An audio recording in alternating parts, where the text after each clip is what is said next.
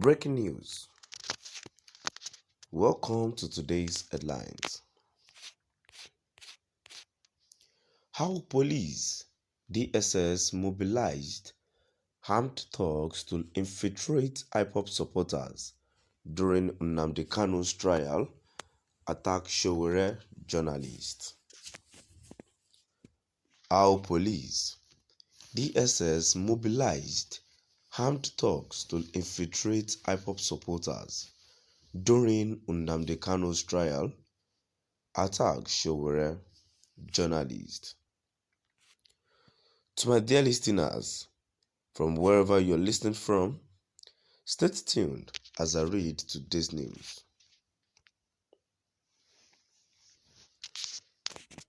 Personnel of the Nigerian Police and the Department of State Service recruited armed thugs to infiltrate to the supporters of the leader of indigenous people of Biafra, Nnamdi Kanu, to attack human rights activist Omoyele Sowore and some journalists during Kanu's trial at the Federal High Court, Abuja, Sahara Reporters has learned.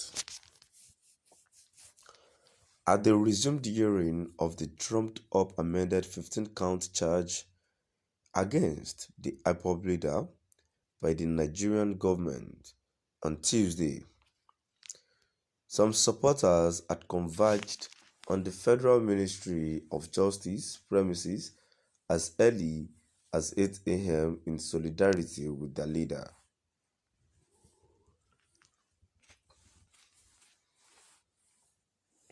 In what can be described as a show of force by the lawless armed DSS operatives and the police, the security agents condoned off the perimeter and blocked all the access roads leading to the court's premises. Some journalists, whose names were not in the accredited media list, were also denied access into the court's premises after a heated argument ensued between the media and the security personnel. The journalists decided to maintain a distance from the DSS operatives as they mounted their camera in front of Bayelsa House to enable them get their shoot.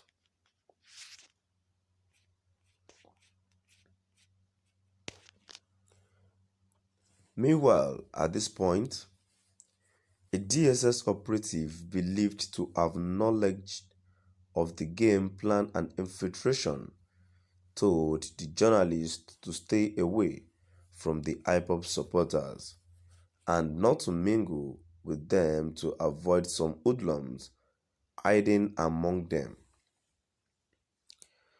It was gathered that the security personnel had told thugs to take advantage of the IPOB supporters who were not well coordinated and organized to wreak havoc on Sowore as soon as he arrived at the location. But the impostors were said to be disappointed when the activists did not show up on Tuesday as planned. Sources who spoke to Sahara Reporters said that on Wednesday, day 2 of the trial, the divisional police officer of the Federal Secretariat Police Station, CSP Abdullahi Abubakar Razan, allegedly recruited some thugs to carry out the hatchet job with the help of some police officers who were in mufti.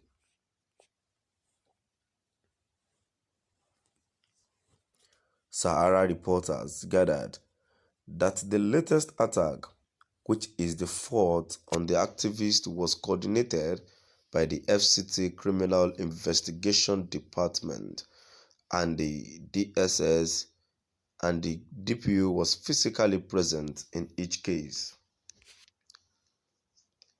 A black jeep was said to be parked at the other side of the road, close to the location where the roadblock was mounted by the police believed to be working in cahoots with the attackers, who also disguised as security operatives. Some of the thugs were said to have come out of the vehicle upon sighting Sowore and infiltrated the crowd that was cheering the activist after he was turned back by the DSS. The hoodlums, who had already concealed knives and machetes in their clothes, were joined by a few others who emerged from the other side of the road and attacked people indiscriminately.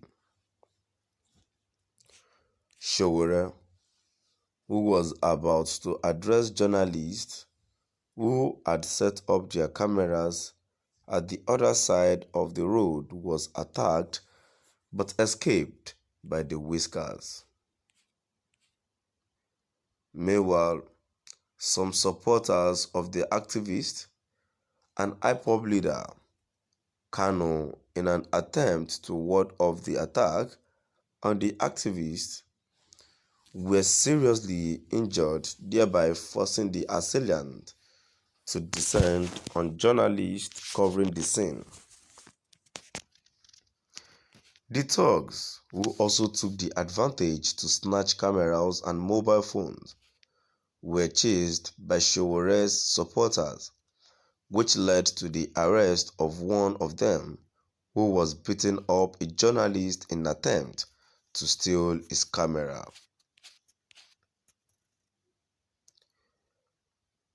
He was beaten up by the crowd upon his arrest by the crowd, but was later rescued by the DPO Abdullahi Abubakar Hassan, who had initially watched the attackers to perpetrate the dastardly act.